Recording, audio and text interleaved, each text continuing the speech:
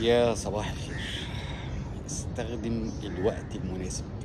حاول انك تعمل دايما العمل المناسب في الوقت المناسب. في واحد من مشاهد فيلم السفارة من العمارة، الأستاذ عادل إمام لما راح يتعرف على داليا اللي بيحارب بيتها، فلقى عمها موجود وابن عمها والعيلة كلها. ابن عمها اللي كانت رجليه مش نظيفة وريحتها معفنة، فقال له ايه ده الريحة دي؟ ايه اللي انت ماسكه في ايدك ده؟ فقال له رائعة غابرييل جارسيا ماركيز، الحب في زمن القدرة. وماركيز الحقيقة هو أديب كولومبي، وكاتب محترم. والحب في زمن الكوليرا رواية أدبية عظيمة الحقيقة يعني، ومتكررة كثيرا، وبتحكي عن ولد وبنت اتقابلوا في سن 18 سنة.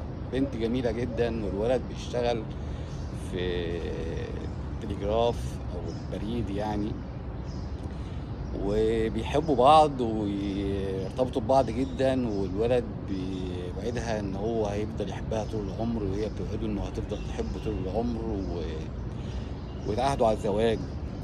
وتقوم الحرب الأهلية في كولومبيا، وبعدين أبوها يشوف الولد مش مناسب كالعادة طبعا، وإن دوت هيحطم مستقبل بنته، وياخد البنت ويسافر بلد تانية قريبة علشان يبعدها عنه. الولد ما ييأس ويفضل يبعت لحبيبته الرسايل بالتلجراف علشان هو شغال في التلجراف. ولكن بعد كده حبيبته بتتعب، ولان كان في كوليرا في البلد فيخافوا ان تكون مصابه بالكوليرا، فيبعتوا يجيبوا الدكتور يكشف عليها.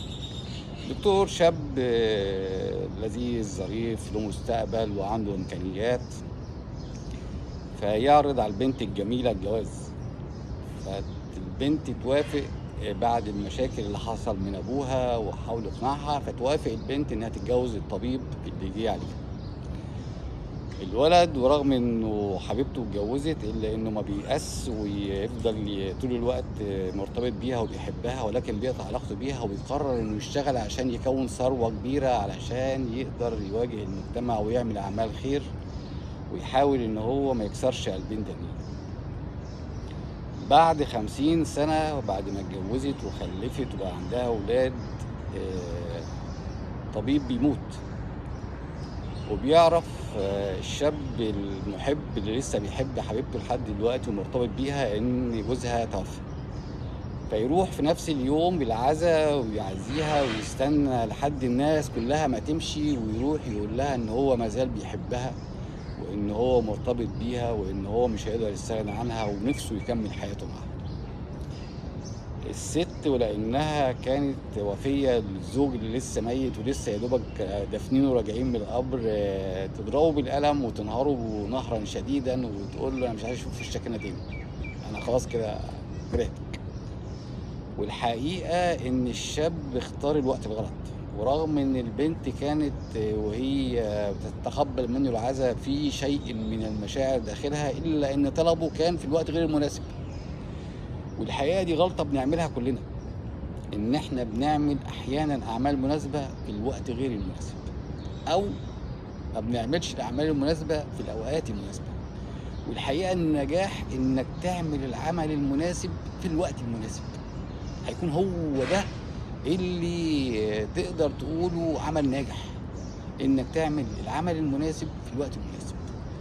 لما تكون متجوز وما تستناش ان يحصل مشكله عشان تعبر عن مشاعرك لمراتك، او لما تكوني متجوزه ما تستنيش تحصل مشكله عشان تعبري عن مشاعرك لجوزك. عبر عن مشاعرك في الوقت اللي انت شايف فيه ان لازم دلوقتي تعبر فيه عن مشاعرك. هات هديه في الوقت اللي لازم تجيب فيه هديه. الحقيقه ان عمل المناسب في الوقت المناسب هو اساس النجاح. فلازم نختار اوقاتنا المناسبه علشان نقدر نحقق النجاح المناسب لحياتنا. لو عايزين تعرفوا ايه اللي حصل بعد كده في القصه، بعد كده الحبيب ما يأس وقعد يبعت لها جوابات ويقول لها خلاص احنا هنبقى اصدقاء، وانا اقول لك تعملي ايه وازاي تخرجي من الحاله اللي انت فيها، ويحاول يتقرب ليها. ابنها بيشوف الرسائل وبيحس ان مامته محتاجه فعلا حد يكون جنبها، خصوصا يشوف الرسائل ويعرف قد ايه حبيبها الاولاني بيحبها ومرتبط بيها. فبيقنعها ان هي تحاول ان هي تبقى معاه على علاقه عاديه، وان هم يبقوا اصحاب واصدقاء، وتدي نفسها فرصه. وبعد كده بيخرجوا في رحله نيليه على مركب كبيره لمده 3 ايام، علشان يقضوا وقت اكتر مع بعض، يعني مش يتعرفوا على بعض، يقعدوا اكتر مع بعض، وتخرج من الحاله النفسيه اللي هي فيها.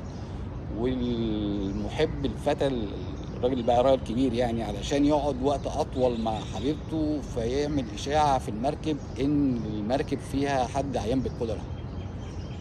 هيضطر قبطان المركب انه ما يقدرش ينزل الناس ويعمل عليها حجر صحي، ولا ينزل ولا يطلع حد، بس يقف يتزود بالوقود ويحط له اكل بسرعه ويمشي تاني. وقعدوا فتره طويله عشان يقضي اكتر فتره ممكنه مع حبيبته. فقال الاشاعه بتاعه الحب في زمن الكوليرا ان في كوليرا على المركب، ويقضوا وقت اكتر، ولحد ما هي قدر يقنعها ان هم يرجعوا لبعض تاني، يبقوا مع بعض تاني. وراح قال للقبطان ان هو اللي عمل كده ومفيش كوليرا ولا حاجه، ووقفوا ونزلوا وخلصت القصه. اختاروا اوقاتكم المناسبه لافعالكم المناسبه. لو وصلنا لحد هنا، متنسوش تعملوا لنا لايك وشير على فيسبوك وتيك توك، سبسكرايب على اليوتيوب. انا عمرو محمود، ودول كلمتين من القلب. صباح الفل.